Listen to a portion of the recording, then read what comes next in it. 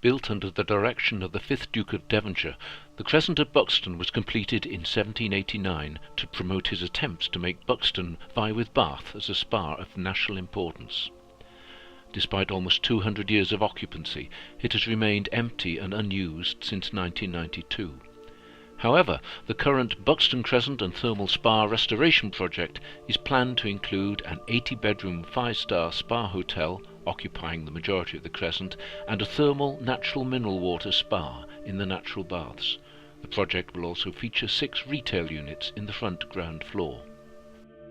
Instigated by the Heritage Lottery Fund, Creative Heritage Consultants Limited has been commissioned to develop a programme of public workshops as part of the project, raising awareness and understanding of the construction skills involved in the restoration of this Grade 1 listed building. The first Skills Day was for local building tradesmen. We asked one of the participants, Clint Ball, a local glazier and joiner, what he expected to get out of the visit. Because I'm a Buxtonian and I've lived here all my life, to see why it's took so long to get this far and how long it's going to take and what it's going to be like. That's one of the main things. Curious about that. That's a Buxton person's question. Yeah, today. I hope to understand how all the different trades work together in a building of this size with all the different projects that are going on in different areas. I mean, I'm especially interested in the joinery side of things because that's me, and the glazing side of things, that's me. Oh, that's what you but do. Everything to do with this building interests me because I've not been in this building since I was in my 20s when it used to be a St Anne's Hotel. That's the last time I went in that building, and to be honest I can't remember what it was like because it's too long ago. Yeah, it's a long time ago. Thank you very much.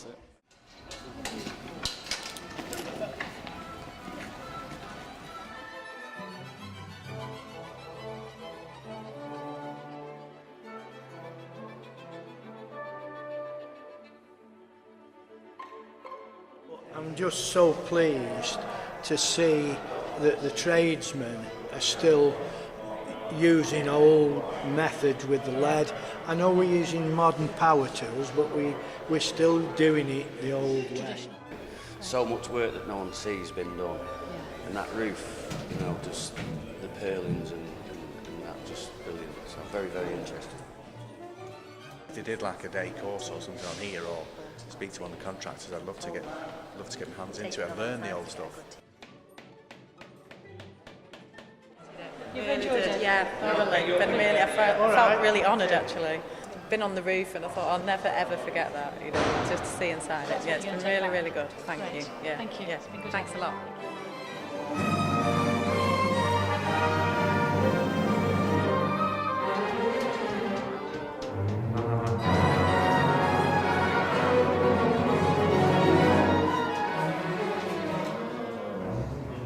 It's been really great. And if we run another one, will you come back? Yeah, I will do. You will. Yeah, That's lovely. thank you very much. Thank you. Thank you. Cheers then. Bye-bye.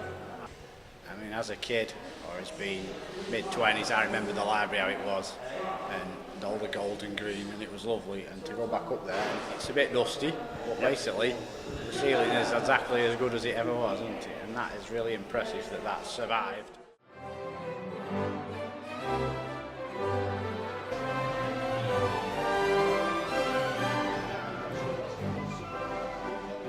I mean, like I say, it's fascinating to see all of that. I mean, personally, plastering side, I'd love to get my hands on and learn a bit if I could. Try and get in and learn some of the old ways.